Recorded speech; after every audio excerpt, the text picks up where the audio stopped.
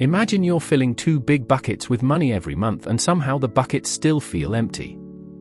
Not "we bought a yacht" empty, more like "why are we nervous about a $400 car repair?" Empty. If that sounds like your life, this video will feel like someone finally turned the lights on. Today we're talking about a weird modern mystery. Families who earn good money, work hard, and still feel broke. Not because they're bad with money, but because the game itself changed while nobody was watching. Let me tell you about a couple we'll call Mike and Sarah. Mike works in marketing and earns about $62,000 a year. Sarah works in it and earns about $71,000. Together they make around $133,000. That's more than most households. On paper, they're in a very strong position. But in real life, they feel like they're constantly balancing on one foot. They have maybe a small emergency fund, like 1 or 2 months of expenses. When their car needed a surprise repair, it went straight on a credit card. They both work full-time, sometimes more, and by the end of the day they're too tired to even talk. And here's the part that makes people angry. They did the responsible adult checklist. They studied, built careers, got married, combined finances, bought a home near good schools. They followed the rules. So why does it still feel like the rules aren't working? Here's our big idea for today, explained like you're 10. A long time ago, a second income was like a spare tire in the trunk. You didn't drive on it every day. You kept it for emergencies. But today, most families are driving on the spare tire all the time and wondering why the ride feels shaky. People keep repeating one sentence. 2 incomes are better than 1. It sounds obvious, right? 2 paychecks should mean more savings, less stress, and more freedom. But for millions of families, it's the opposite. 2 incomes created a new kind of danger because life got priced for 2 incomes. Let's rewind. Decades ago, many households could survive on 1 main paycheck. The second adult at home wasn't doing nothing. They were running the family system. Cooking, cleaning, errands, childcare, repairs, planning, and being the emergency backup if the main worker lost a job. That backup was powerful. Now the backup is gone. In most households, both adults must work. Which means the spare tire is already on the road. If something goes wrong, job loss, illness, burnout, there isn't a second switch to flip. The family doesn't just lose income, they lose stability. But wait, why did it become this way? It wasn't one single evil decision. It was a slow shift where the biggest must-pay costs exploded. Housing, healthcare, childcare, and education. These aren't luxury items. They're the entrance tickets to normal life. Think of your budget like a pizza. A long time ago, housing might have been 1 slice. Now housing can be half the pizza. Healthcare takes another big slice. Childcare can take a whole slice by itself. Suddenly, even a big pizza doesn't feel like enough, because the slices that grew are the ones you can't skip. Now let's do the second income reality check with simple math. Suppose one partner earns $70,000 and the other earns $50,000. Everyone sees $120,000 and thinks, we're set. But the important question is, what does that second $50,000 actually become after real life takes its cut? First, taxes. The second income often gets hit harder because it stacks on top of the first.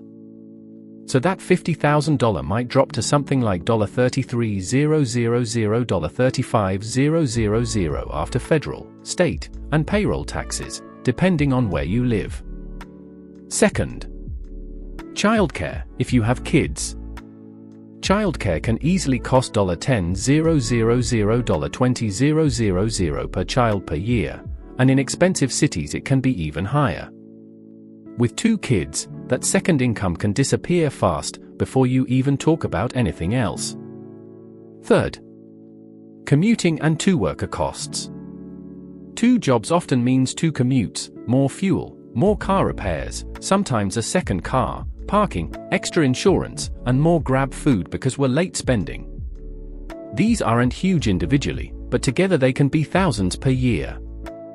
Fourth, the sneaky one, exhaustion spending. When both adults are drained, the family starts buying time. Delivery food, takeout, cleaners, paid services, pre-made meals, little convenience purchases. It's not being careless. It's the cost of having no energy left. So the second income can shrink to a tiny number. In some families it's a few $1,000s a year. In some, it's basically zero. And in some, especially with multiple kids, it can even go negative. Which means someone is working full-time mostly to keep the system running, not to build wealth. But here's the trap inside the trap. You don't feel like you're earning a little.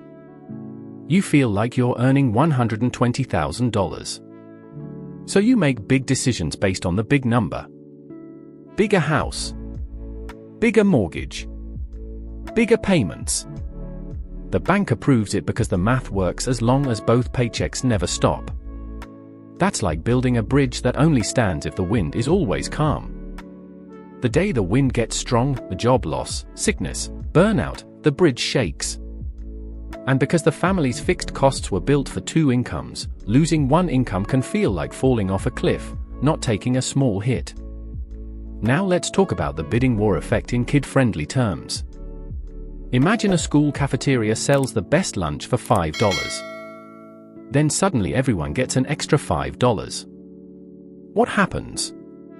Lots of kids can pay more, so the lunch price jumps to $10. Nobody feels richer. The lunch just got more expensive. That's what happened with housing in many places. When two-income households became normal, families could qualify for bigger mortgages. And when lots of people can pay more, prices rise.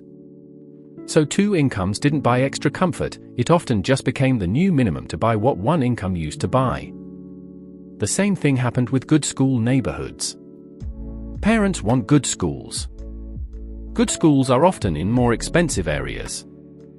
So families compete for those homes. The price of a good public school becomes your mortgage payment. It doesn't feel like tuition, but it can act like tuition. Okay, so what can a normal family actually do? I'm not going to say just earn more or just move to the woods. We need a real strategy. Here it is. Build your life on a one-income base, even if you currently have two incomes. A one-income base means your core monthly bills can be paid by one paycheck. Housing, food, basic transport, insurance, your must-pay list fits under one income. The second income becomes your superpower, not your life support machine. When the second income becomes a superpower, you use it to buy something more valuable than a bigger TV. You buy options. Emergency savings first. Then retirement investing. Then debt payoff. Then long-term investing. Each dollar saved is like adding a new door in your life. More doors equals more choices.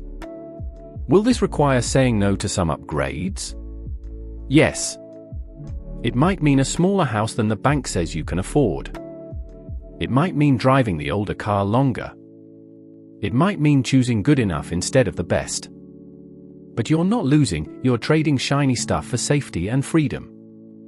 And here's the payoff. After a few years, something amazing happens. The money you saved starts helping you. Your emergency fund protects you. Your investments begin to grow. Your stress drops because your life doesn't collapse if one paycheck slows down. That's what people think two incomes should feel like. So if you feel like you're doing everything right but still drowning, please hear this. You're not broken. You're not lazy. You're not stupid. Many families are trapped in a system where basic life is priced as if you have two incomes forever. The first step out is seeing the trap clearly. If this video helped you understand your money in a new way, support the channel. Hit like so more people see this message, and subscribe because we're going to keep telling the truth, slowly, clearly, and without shame. And comment below. Do you feel the two-income pressure in your life?